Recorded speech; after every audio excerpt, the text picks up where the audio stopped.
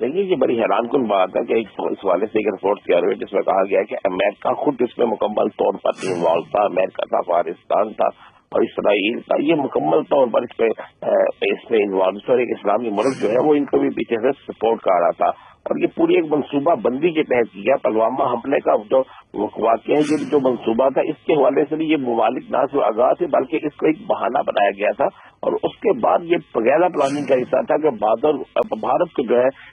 Asia کا چودھری بنانے کے لیے سب کچھ کیا جائے اور جب بھارت بھرپور حملے کرے تو اس کے بعد جب بھارت کی اپنی ڈانس بن جائے تو اس کے بعد وہ فوری طور پر اس کو عالمی قوت بیچ میں اور آ کر سیز فائر کرائے اور یہ ثابت کرے کہ اس طرف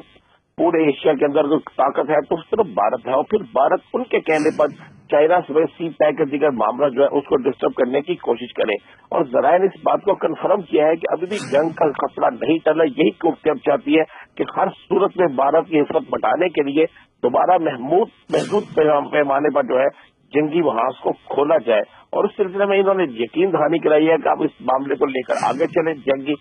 جو محدود پیمانے پر جنگی محاذ کو کھولیں اور اگر پاکستان اس میں بھی ہیوی ہوتا ہے تو پھر عالمی طاقتیں بیچ پر آ کر دوبارہ اس کو سیز فائر کرائیں گی، کیونکہ یہ عالمی طاقتیں ہر صورت میں چاہتی ہیں کہ پاکستان کے اندر ان کا کنٹرول ہو جو ابھی تک وہ مکمل طور پر ناکام ہو چکی ہے اور پہلے حملے کو بعد بھی جیسے پاک فوج نے بھرپور جواب دیا تو اس کے بعد عالمی قوتیں بھی پریشان ہے کہ پاکستان جس کے متعلق ان کے خیالات کچھ اور تھے مگر پاکستان کی طرف سے بھرپور جواب ملنے پر اب یہ ایک نئی حکمت عملی تیار کر رہے ہیں۔ جی